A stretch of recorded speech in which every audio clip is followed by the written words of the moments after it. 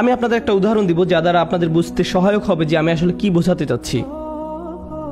যেমন ধরুন, একজন মানুষ সমুদ্রে ছিল এবং তাদের জাহাজের সাথে পাথরের সংঘর্ষ হয়ে জাহাজটি ডুবে গেল। তিনি একটি কাঠের টুকরায় সমুদ্রে ভেসে আছেন, দোয়া করছেন এবং আল্লাহর কাছে দোয়া করছেন। এমত অবস্থায় তিনি দুইভাবে দোয়া করতে পারেন, হে আল্লাহ, আমাকে এখনই একটি দ্বীপে স্থানান্তর করুন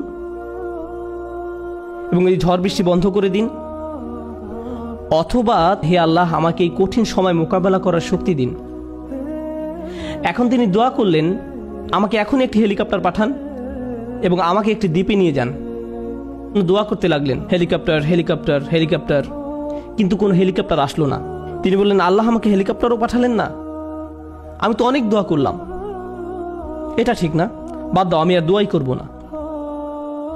অথবা মনে করুন উনি দোয়া করছেন সমুদ্র শুকিয়ে সমতল ভূমি হয়ে যাক, বলছেন, হে আল্লাহ, আপনার তো সেই ক্ষমতা আছে যে কোনো অবস্থার পরিবর্তনের, আপনি সকল কিছুর সৃষ্টিকর্তা, আপনি এই সমুদ্রকে সমতল ভূমিতে পরিণত করতেই পারেন। আপনি যেহেতু ইব্রাহিম আলাইহিসসালামকে নিক্ষেপ করে আগুন ঠান্ডা করে দিয়েছিলেন, আপনি আমার জন্য এটাও করতে পারেন। কিন্তু তারপরও সেটা ভূমিতে পরিণত হয় না, সমুদ্রই থেকে যায় এবং লোকটা ধীরে ধীরে ডুবে যাচ্ছেন। আমি যে বিষয়টা বলতে চাচ্ছি, আমরা মনে করি দোয়ার উদ্দেশ্য হলো আমাদের পারিপার্শ্বিক বাস্তবতা পরিবর্তন করা, পারিপার্শ্বিক বাস্তবতা পরিবর্তন করা। কিন্তু যদি আপনি কুরআন এবং সুন্নাহর দোয়াগুলো অধ্যয়ন করে থাকেন, তবে আপনি খেয়াল করে দেখবেন যে পরিবর্তন আপনি যা চাইবেন তা একান্তই নিজের জন্য।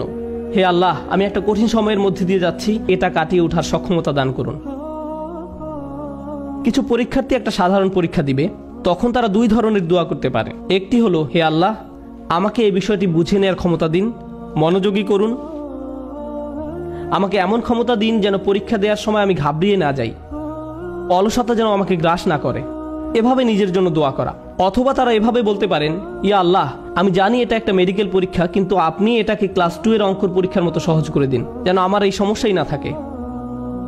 আপনি হয়তো বাস্তবতা বদলাবার জন্য দোয়া করতে পারেন, অথবা নিজের সক্ষমতা বৃদ্ধির জন্য দোয়া করতে পারেন। বেশিরভাগ মানুষ যারা ধর্মবিশ্বাসে দুর্বল, তারা নিজেদের ক্ষমতা বৃদ্ধি বা নিজেদের পরিবর্তন চায় না, এবং আল্লাহর কাছেও তাই চায়। কিন্তু আসলে কি সেই পরিবর্তন হয় না? এবং যখন পরিবর্তন হয় না, তখন তারা আল্লাহকে দোষারোপ করে, কেন আপনি আমার পৃথিবীকে পরিবর্তন করেননি, কেন আপনি সবকিছুকে আমার জন্য সহজ করে দেননি। আপনি যদি চান বাস্তবতা আপনার পক্ষে থাকবে, তাহলে আপনাকে সত্যিকারভাবে শিখতে হবে কিভাবে আল্লাহর কাছে সমর্পিত হতে হয়। এমন নয় যে যখন কিছু প্রয়োজন, কোনো সমস্যা, তখনই আল্লাহর কাছে সাহায্য চান, বরং আপনি আল্লাহর কাছে সব সময় আসবেন, আপনাকে সব সময় তার কাছে সমর্পিত হতে হবে। এভাবে এই মনোভাবের উন্নতি হবে এবং এমন একটি সময় আসবে যখন বাস্তবতা আমাদের কাছে আত্মসমর্পণ করবে, আর সেই সময় হলো যখন আমরা আল্লাহর সাথে মিলিত হব। আমরা যা চাই তা সবই আমরা পাবো।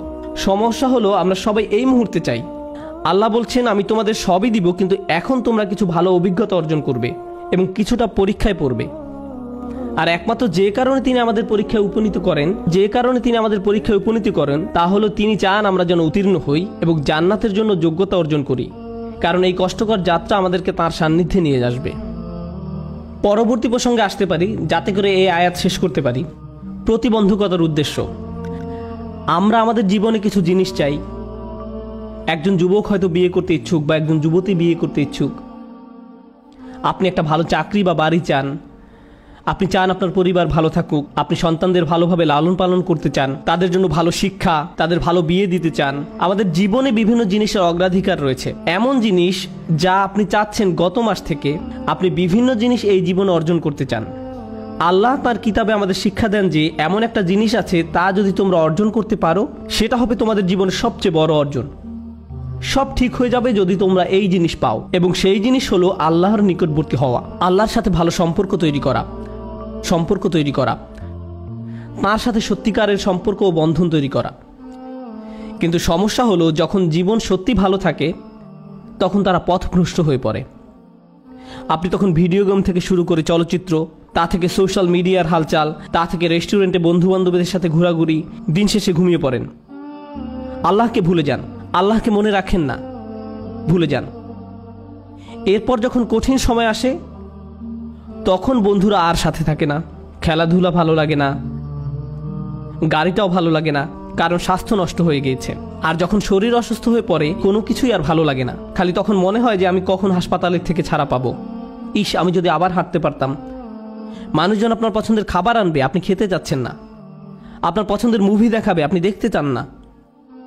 আপনি সারাক্ষণ যেসব বিষয়ে মেতে থাকতেন, একটার পর একটার পিছে ছুটে বেড়াতেন, আজ আর কিছুই ভাল লাগে না। কোনো কিছুর প্রতি আজ আপনার কোনো আগ্রহ নেই, কারণ আল্লাহর একটি রহমত আপনার জন্য কিছুটা কমে গিয়েছে। এমত অবস্থায় আপনার জন্য দুইটা উপায় রয়েছে।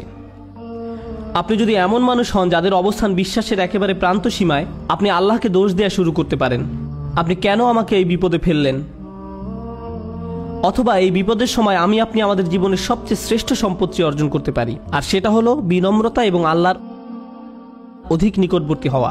এভাবে আত্মোপলব্ধি করা যে যখন আমি সুস্থ এবং সম্পদশালী ছিলাম, সব কিছু ঠিক ছিল, তখন আমি বুঝতে পারিনি যে তখন একজন আমাকে সব কিছু প্রদান করে যাচ্ছিলেন।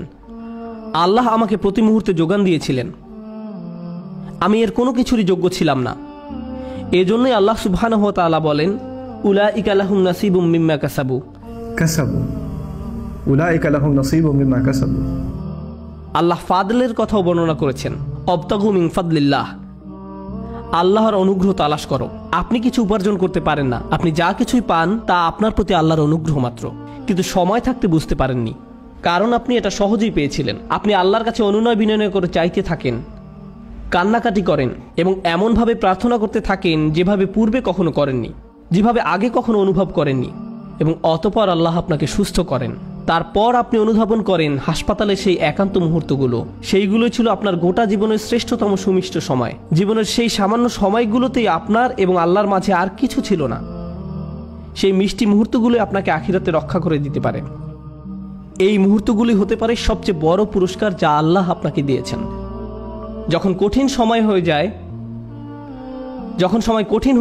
ওয়া ইন আসাবাতহু ফিতনাতুন ইনকালাবা আলা ওয়াজহিহি, এবং যদি কোনো পরীক্ষায় পড়ে তখন মুখ ঘুরিয়ে নেয়। তার মানে কি? তার মানে আমি আল্লাহর কাছে কিছুই চাই না। কিভাবে তিনি আমাকে ছেড়ে গেলেন? কেন তিনি আমাকে বিপদে ফেললেন? আমাদের সময় এটা উপলব্ধি করা খুবই সহজ। আমরা অস্বাভাবিক এক ভোগবাদী সমাজে বসবাস করি, যেখানে সব কিছু সহজলভ্য এবং দ্রুত লাভ করা যায়। বিনোদন পেতে চান? ফোনে একটা অ্যাপ খুললেই হবে। কিছু কিনতে চান? জাস্ট অ্যামাজন থেকে অর্ডার করুন, এটা আপনার ঘরে পৌঁছে যাবে। সবকিছু কষ্ট ছাড়া পাওয়া যায় এবং সবকিছু সাথে সাথেই পাওয়া যায়। আপনি কিছু চাইছেন, আপনাকে তার কাছে যেতে হবে না, সেটাই আপনার কাছে আসবে। সবকিছু দ্রুত হয়। আমাদের এখন আপ্যায়িত হওয়ার অভ্যাস হয়ে গিয়েছে। আপনার একটা অর্ডার যদি 2 থেকে 3 দিনের জন্য দেরি হয়, তবে আপনি তাকে 1 স্টার বা থামস ডাউন খারাপ রেটিং দিচ্ছেন। আমরা এতে অভ্যস্ত হয়ে গেছি। এমত অবস্থায় আপনি যখন আল্লাহর কাছে দোয়া করছেন, আপনার সমস্যাগুলো সমাধান চাইছেন, আপনার সব কিছু দ্রুত এবং ত্বরিত করা দরকার। আমার আর ভালো ভোক্তা অধিকার চাই। যখন এটা হয় না, তখন আপনি বলেন বাজে সার্ভিস।